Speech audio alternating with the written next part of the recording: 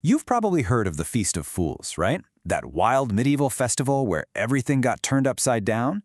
Well, it didn't just pop up out of nowhere. The real story, the strange beginnings of it all, starts way earlier with its ancient, unruly ancestor, the Roman New Year festival they called the Calends of January. So how exactly did that happen? Well, first, we're going to travel back to ancient Rome to see their original New Year's party. Then, and this is the interesting part, we'll uncover the surprising Christian origins of all the masks and the mockery. After that, we'll track how these traditions changed as they spread across Europe. And finally, we'll see what went down when this rebellious spirit worked its way into the highest halls of power. Okay, so let's start with the Calends. In ancient Rome, this was the first day of the new year, and it grew into this enormous popular festival. One historian even called it a gigantic popular kermesse. You could argue it was the biggest party in the whole empire.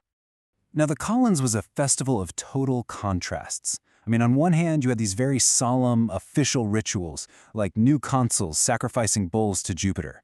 But on the other hand, huge popular celebrations just took over the streets. People exchanged gifts called strene, they went to visit their friends, and the social rules got so relaxed that masters and slaves would actually sit down and play dice together. It was literally an empire-wide party. But, not everyone was a fan. Early Christian leaders, guys like Augustine of Hippo, were absolutely horrified by all of it. He just railed against the Calends, condemning everything from the gift-giving to what he called the disgraceful junketing and dances. To him, if you took part in this, you were basically hanging out with demons. So it's pretty clear the church hated these so-called pagan traditions.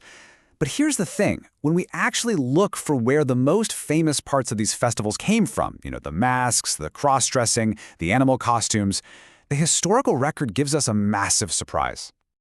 It seems like a pretty simple question, right? If these were ancient pagan customs, then we'd expect to find tons of evidence of them from the pagan era. So where are all the accounts of masked partiers before Christianity took over? And this is the bombshell. The source material is completely clear on this. There is zero surviving historical evidence of any of these traditions from the pre-Christian Roman Empire. It's just a stunning, total blank space in history. In fact, the very first written descriptions we have of Calends masquerades don't show up until around the year 400. And get this, that's about 80 years after Christianity became the privileged official religion of the empire. So, as far as the written record is concerned, these wild traditions actually started in a Christian world. And boy, the complaints came in fast. John Chrysostom, a bishop over in Antioch, was one of the first to write about these new festivities. And he was completely appalled. He called the maskers demons marching in procession, and the whole thing this ridiculous comedy. And we're not talking about elaborate, fancy costumes here. Another bishop, a guy named Peter Chrysologos, tells us that people use the crudest materials you can imagine to make themselves look grotesque and terrifying.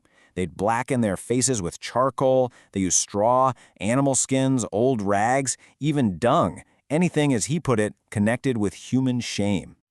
But the people who were actually doing it, well, they had a very different take. That same bishop quotes one of his own congregation members who basically said, "Look, relax, we're not trying to be godless here. This is just for fun. It's New Year's, not some big, scary pagan threat." So how did these traditions get so popular?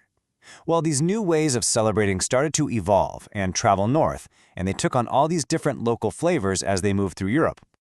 And there's one costume that shows up again and again in the church's condemnations for centuries. It's called servulum fecere, which literally means doing the stag. And it was exactly what it sounds like. A group in costumes would go door to door, led by somebody dressed up as a deer.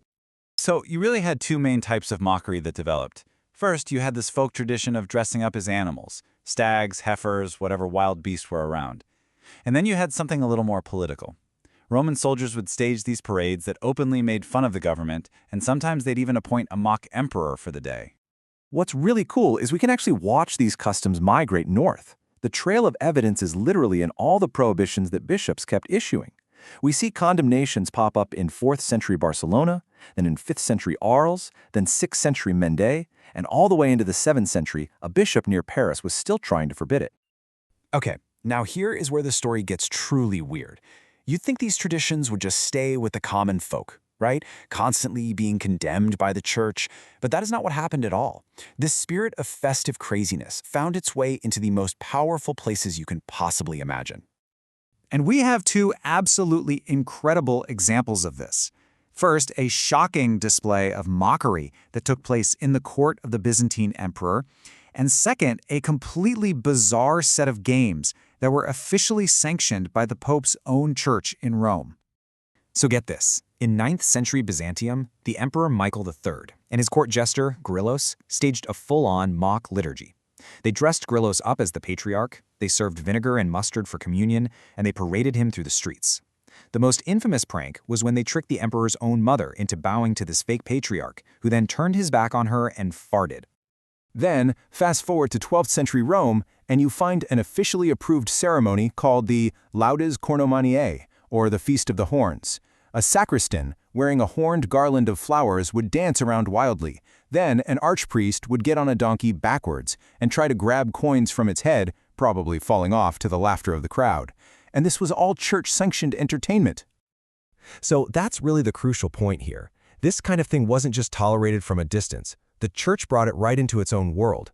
The Pope's own choir school, the Schola Cantorum, had its own approved Calends game, where the boys went house to house, in masks, carrying a drum and a club. And all of this, these wild folk customs, the emperor's pranks, the Pope's own bizarre games, it all sets the stage for one final provocative question. If this spirit of sacred folly thrived outside and even right alongside the church for hundreds of years, what in the world happened when the clergy decided to bring it inside? What happened when they tried to make this chaos a part of the Holy Liturgy itself? Well, that is the story of the Feast of Fools.